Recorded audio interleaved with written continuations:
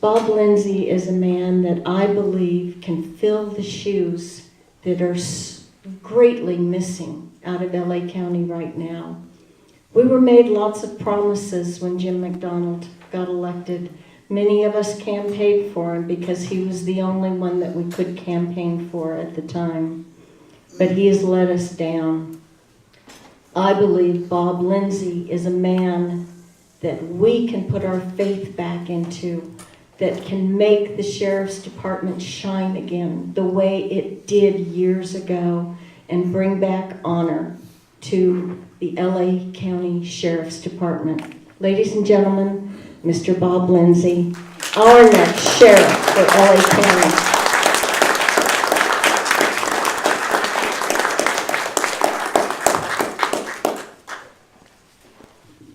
Was that the right Toastmaster shake? That was the right one, exactly. Did it perfectly. You know, Judy, thank you. And I will tell you that we did have a lot of heroes on the department for many years. I came on the department, the Los Angeles County Sheriff's Department, in 1978.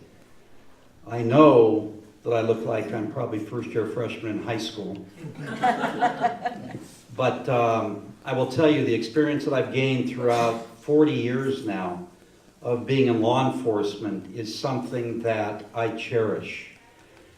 And I actually, and all of you in here are patriots, I know that. I'm with family in here. And this is an easy place to come to and speak when you're talking to your family, right? We all agree? Yep.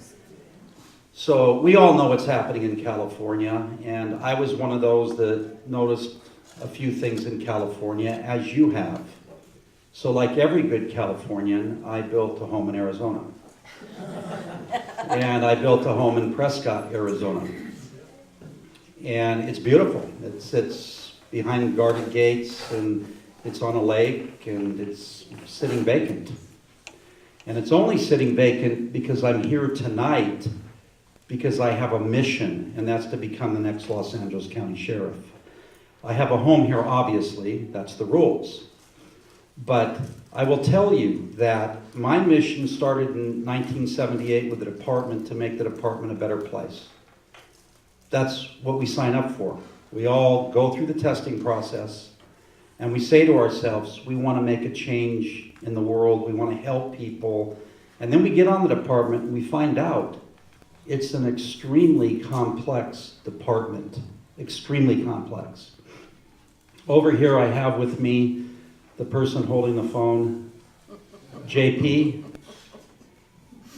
Long Beach for 16 years, serving the Long Beach area. Linda Sarver, ex-mayor of Covina, and in politics for quite some time. John Sparopoulos, deputy sheriff. Carl Mandoyan, deputy sheriff. Julie Montgomery.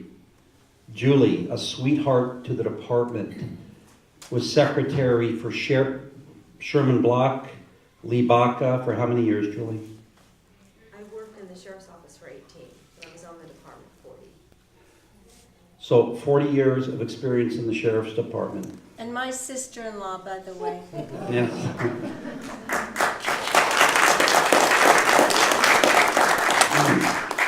You know, I'm not afraid to say I'm a Christian. I think a lot of people may be when they run for politics. I think that's wrong.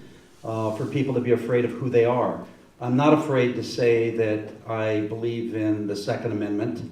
I think a lot of people are afraid to say that because they're going to be attacked or something's going to happen to them. I'm not afraid to say when things are wrong. When I was on the Sheriff's Department, I will tell you that I held 25 different assignments in various disciplines, whether it was 4 custody facilities, 5 patrol stations. I worked surveillance, I worked gangs in South Central LA, I worked the academy, I trained recruits, I worked advanced officer training, I built a jail. I could go on for the next 10 minutes, but then I would be out of time. So what I want to tell you is that 40 years of experience wasn't just sitting there. It was actually learning about the department. And one of the best jobs I had, the most rewarding jobs, was being the first captain in the history of the Los Angeles County Sheriff's Department to be the director of personnel. So what does that mean? I did all the hiring. I did all the recruitment. I did all the backgrounds. I did all the timekeeping stuff. I did everything human resources related. And that was my job. And for 5 years, we did a wonderful job. We cleaned the place up. We got it taken care of. And then in about the 4th year, I had a person come to me and ask me to do a lot of bad things. And that person was the person that this club right here stood up and said, no, we are not going to support that person. You had the understanding, being outside the department, to actually understand he would have been a very, very bad choice. And his name was Paul Tanaka. Anybody remember that name? Okay, he happens to be serving 6 years in prison right now. Now, as a Christian, you all know, I don't care if he gets out of jail tomorrow. It doesn't matter to me. I really don't care. That's up to him and up to the system. But I will tell you this. In 2003, Paul came to me and asked me to cheat on tests to promote a whole lot of people that didn't deserve to be promoted. They had actually failed the exams. And when I didn't do that because of my Christian values, I got attacked. Not only did I get attacked, I had a case put on me. And they gave me 10 days off. But what do we do? What are we doing in this room? We're fighting back, right? Isn't that our job? Yes. So I fought back. I fought back by writing a 32-page grievance. They got that grievance and they went, oh my God, how much time did he put into this? Well, I put in a month of having to grieve something that was wrong in the first place. They lied about me. I picked up the telephone when I finished that 32-page grievance and I put a call into none other than that woman right there. Said, I need to meet with the sheriff. And guess what? She arranged it for the very next day. I had lunch with him. And I laid that grievance in front of the sheriff and said, don't open it though, because if you open it up, there's a lot of stuff in there that you're going to have to start investigations on. And he said, well, you don't want me to do that, do you? I said, I just want a fair investigation. Isn't that what we want in life? Yes. Don't we just want things to be fair? I mean, we heard what's happening, you know, from Judy with all of these rules and regulations they're trying to slam down our throats. And he said, well, what can I do that? How can I do that? And then he suggested that he give it to an independent review group. They weren't all that independent, I have to tell you, because they were bought cars by the sheriff's department and they were living in offices bought by the sheriff's department. But you know what? You got to trust God sometime, right? That's right, all the time.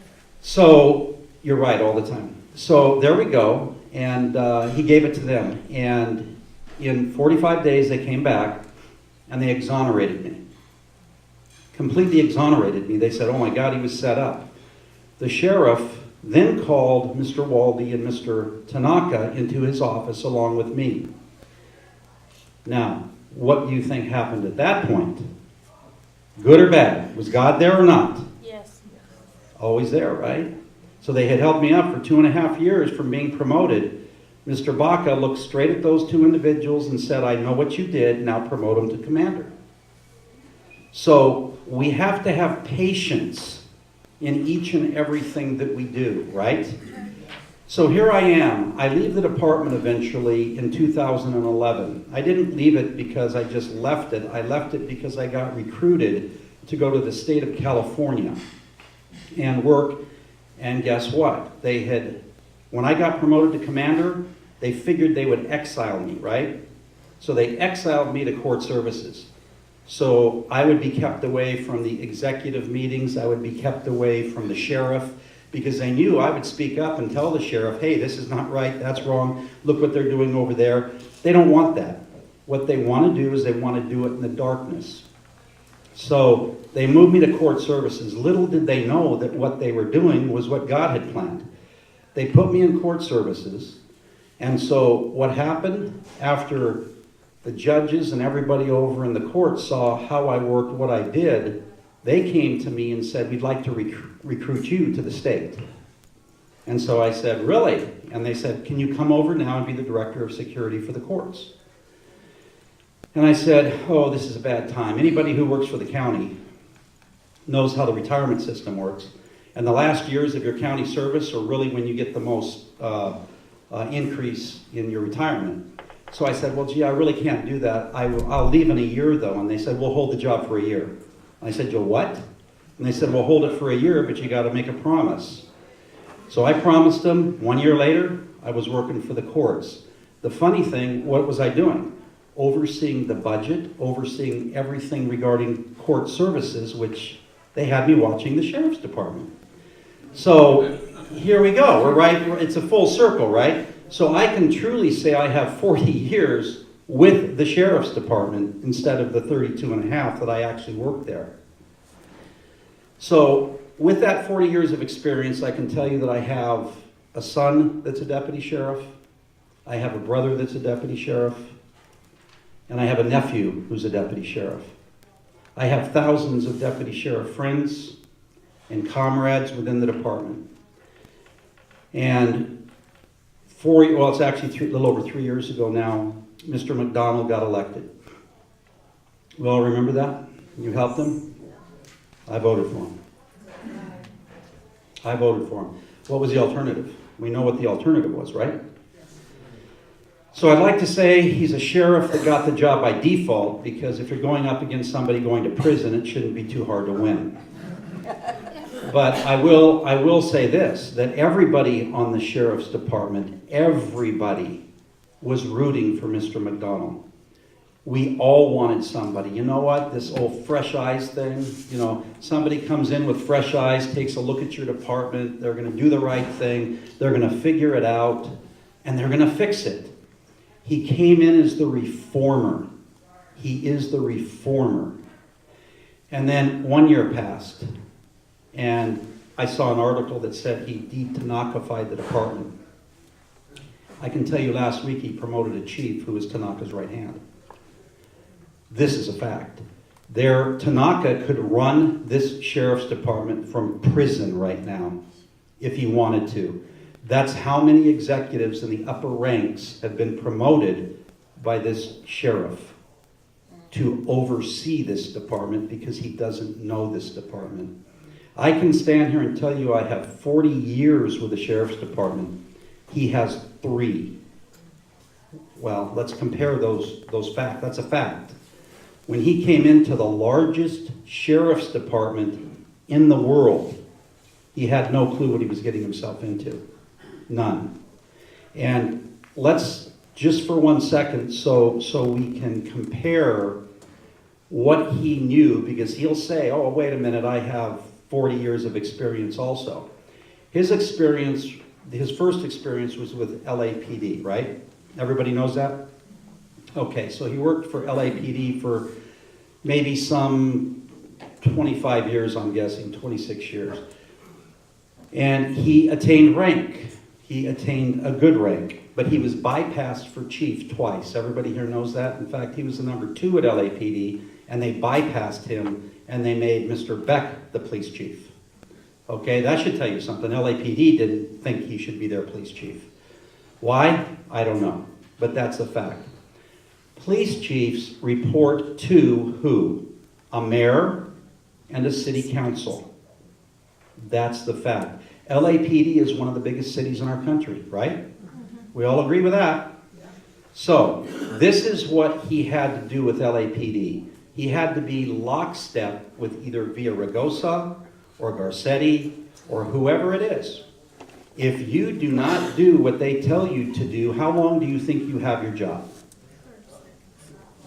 Not long. You won't have your job. It's the same thing with the city council. So for all those years, he wasn't really leading the department. He was following the mayor. He was following the city council. And that is why, and this is very important that you hear this, that is why we talked about the sanctuary city for a moment. When it came out, Charlie Beck got up with Mr. Garcetti, stood up and said, we are not going to support federal law. Who was standing with him? Mr. McDonald. He didn't need to. He could have stayed on the sidelines, but he's so used to following the mayor. As the sheriff, he was following the mayor. Now that's something that really surprised me when he did that, but he did it. Now, fast forward, he was at the Lincoln Club here not long ago, and he said he does not believe in a sanctuary state. These are his words, direct words to the Lincoln Club. I do not believe in a sanctuary state, and they gave him a standing ovation. Which is it? Let's go to March 2017 in the papers. In this country, not the state, in this country, based on an audit done by the President of the United States at his request, which county do you believe was the #1 offender of not releasing felony immigrants to ICE? Los Angeles. It's not LAPD. It's the Los Angeles County Sheriff's Department. We are responsible for the 20,000 bed jail. So he was the biggest offender of releasing anybody to ICE, or to ICE, from the county of Los Angeles. So which one is it? Does anybody in this room know? I certainly don't know. In 2015, what did he do? He said, I'm going to put ICE back into the jails, but they're going to only do a very small part in the jails. 2017, campaign season. Is ICE in the jails, Mr. McDonald? No, we have no ICE in the jails. None. He forgot he put them back in there in 2015. Right? Are you still with me? Guess what happened? An audit. And what did they find in there? They found ICE is in the jails. A big article comes out, and the article says, oh my God, you do have ICE in there. You didn't tell us the truth. And then the spin starts in the papers, right? This is how it always is, the spin. Well, I actually, they were in there, but they weren't in there, but they're not doing this, and they're not, you know what? Let's just hear some straight talk. He recently got up and said crime is down in Los Angeles County. Does anybody in this room believe that? No. Here's the problem, though. Look around you. You're engaged. You care. Too much of LA County is not engaged. They don't understand. They listen, they hear, and they believe what they're told. I was in Hancock Park. I was mentioning to this table over here the other night. That's not the sheriff's area. But when you start having areas like Santa Clarita and Hancock Park and these more affluent areas with crime increasing, you have to ask yourself, what is going on? We heard it from the ladies who spoke up here earlier. It's the propositions, that's part of it. But here's the other part of it. When you, when you as the sheriff come over from LAPD in Long Beach, and you have never had the responsibility to do any hiring, at LAPD doesn't do their hiring. It's done by a separate LAPD, or not LAPD, city organization. It's a personnel organization. They do all the hiring. So when he came to the sheriff's department, he didn't even know he was supposed to hire. For 3 years, he failed to hire enough bodies. In fact, last year they went negative 100. Right now, they have 1,200 deputy vacancies. 1,200. 250 sergeant vacancies. So that's 1,450. 1,100 investigations going on with deputies right now. Start adding these numbers up. 1,800 people injured and off duty because they really don't want to be at work working for this individual. 30 people usually get fired. 30 deputies per year is the average. He's up to 100 per year. Deputies, thank you. Deputies are no longer engaging. Let me ask you a question. If you felt that no matter what you did, you'd get fired for it, would you want to work? That's the state of the department right now. And if you hear any of my interviews on the radio, I will tell you the sheriff's department is a department in crisis. It's imploding from the inside, but only people like in this room will understand that. We can say it's the propositions. We can point fingers, and that's what he will do, because he's certainly not going to point his finger at himself. But the bottom line is, it's a department that needs help. It's a department that needs direction. And it's a department that a 3-year person is not going to be able to give it. With my 40 years, I guarantee you I can go in there and fix this. Will it take a day? No, it won't. You can't hire what will be 1,500 deputies in 1 year. I can hire probably 12 because I've done it before. I did it in 2000. I have the experience to do it. You know, you're going to hear from police agencies, and you will hear from this sheriff, that it's really hard to hire people. Who do you think the biggest recruiters for the sheriff's department are? Other sheriffs. You got that exactly right. Can you say it louder? Other sheriffs. That's right, other sheriffs. You know what deputy sheriffs now are telling people? Don't do it, run. This is not the agency you want to come to. I hate to say this, they say things like go to LAPD. We would never say that in our entire lives when I was on. But they're telling them to go to other organizations. Do not come here because this is no longer a career. This is where you come to work and you live in fear. And when that happens, you see bad things happen to good people. Hancock Park, when I went to that meeting, people there were going, oh my God, we're getting burglarized. We're having people come up to our cars on the sidewalk and trying to get money from us and get us out of our cars. And all of these things are coming to a neighborhood near you if they're not already there. Part of it is this. When you get sentenced, and we heard some of the comments about who's getting out of prison, right? We know the wrong people are getting out of prison. We know that they're not looking at their past cases. They really don't care. They're only looking at the case they're on right now, which is a shame because it should be a continuous history and dealing with it that way. But when you sentence somebody right now, somebody comes up and assaults you and they're sentenced to 1 year in jail. The judge goes, I'm putting you in jail for 1 year. Go away, 1 year. They do 10 days. 10 days. That's all they do. They don't do a year. They're sentenced to a year. They do 10 days. If you are sentenced to 6 months or less, you get a breakfast, you get a lunch, you get a dinner, and a handshake, and out you go.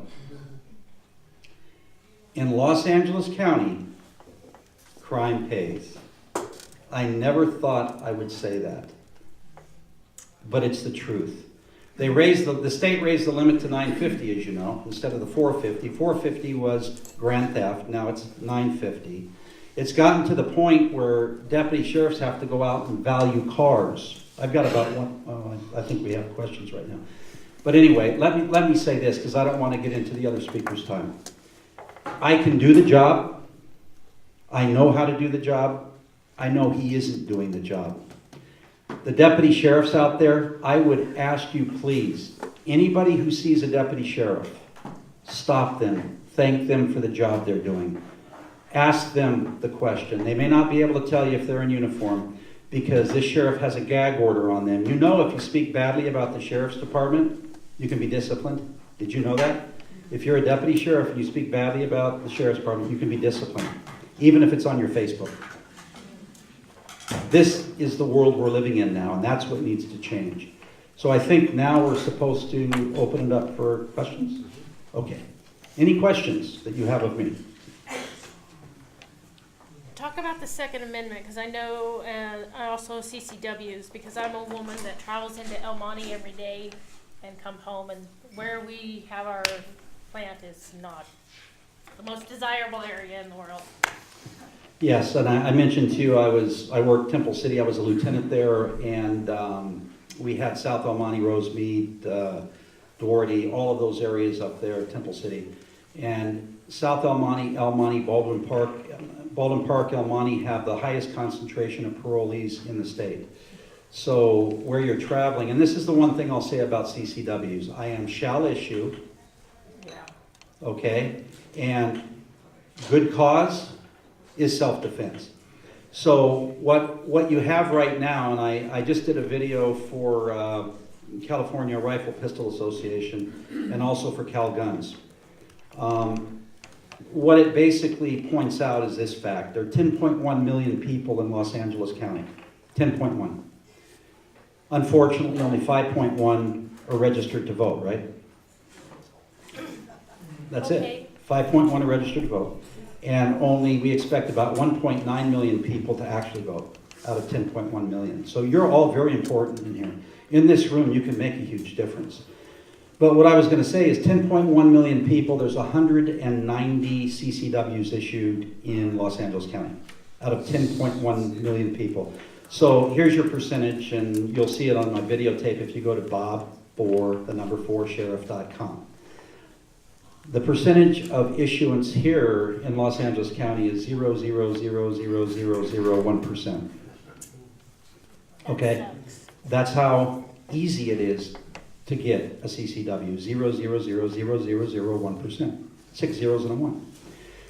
You're not going to get a CCW here. You are not. And, you know, we're putting together some videotapes. There were some people who came in who have been assaulted, attacked, who tried to get CCWs. Riveting stories that will be on my website. You need to take a look at those. It's impossible. And I will tell you, we are fortunate that people from San Bernardino County, people from Ventura County, people from Orange County come to LA County to protect us, because at least they can get CCWs, okay? But here in Los Angeles County, when I'm elected the sheriff on June 5th, you can and will know that I will issue CCWs.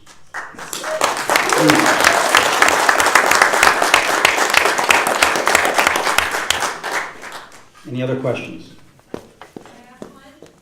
Yes. I had an opportunity to meet someone who was at the Bundy standoff at the ranch in Nevada.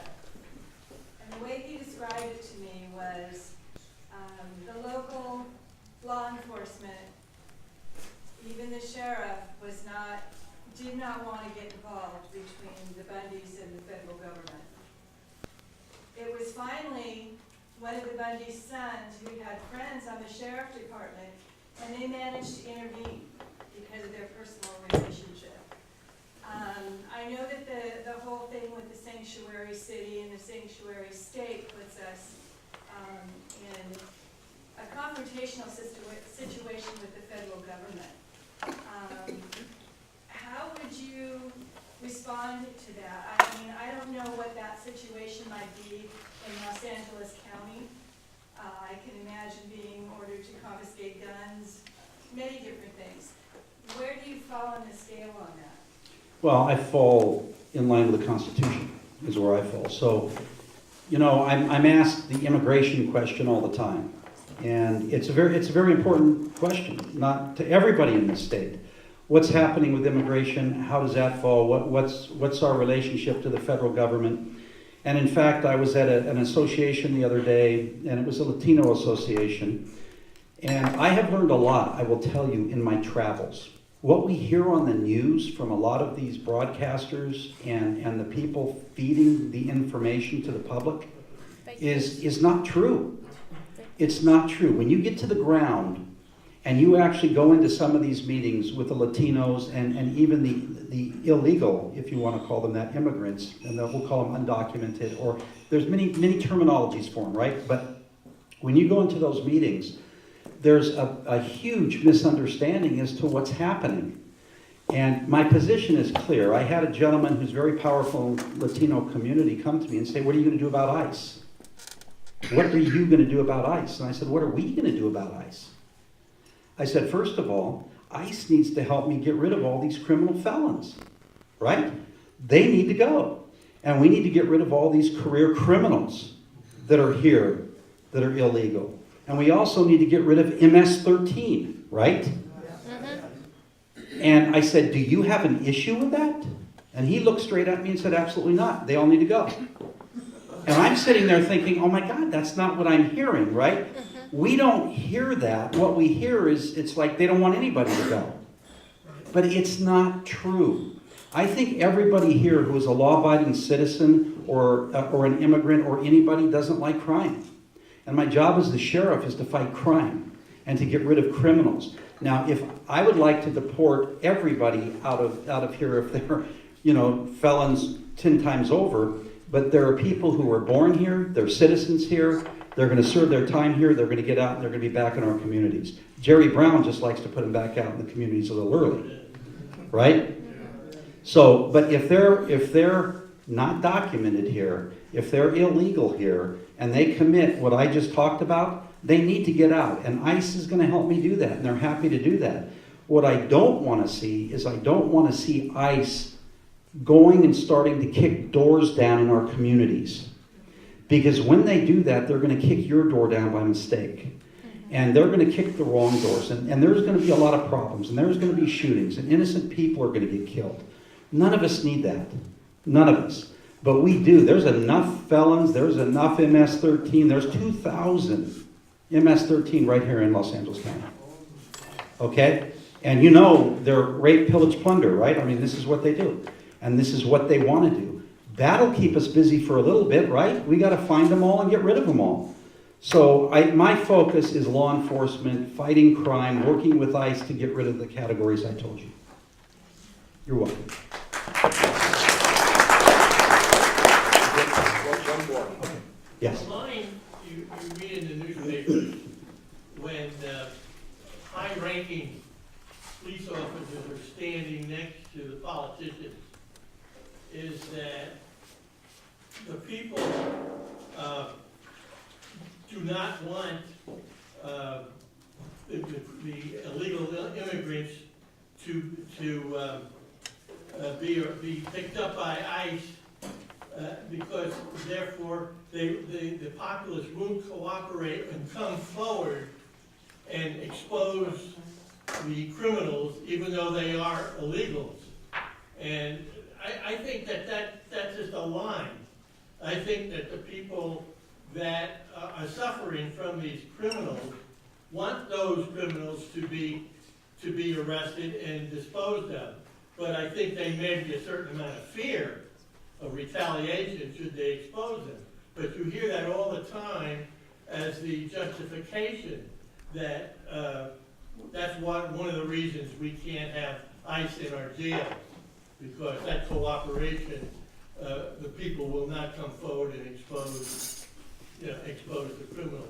Right, so I've been out in that community quite a bit. Let me tell you what happened. So those that are here that are undocumented are afraid to come forward and report the criminals or be witnesses or do anything because they think when they come forward to me as the sheriff, I am going to deport them.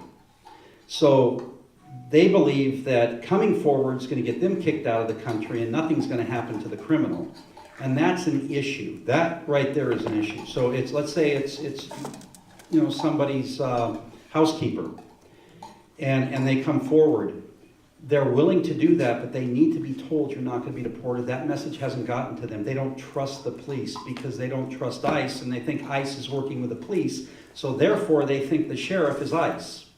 And so it gets complicated when you're talking to them because they're fed a line by a lot of people that tell them everybody's getting deported right now, today. You know, we talked about this a second ago, and we talked about the DACA. And we know that President Trump is utilizing that as a negotiation, right?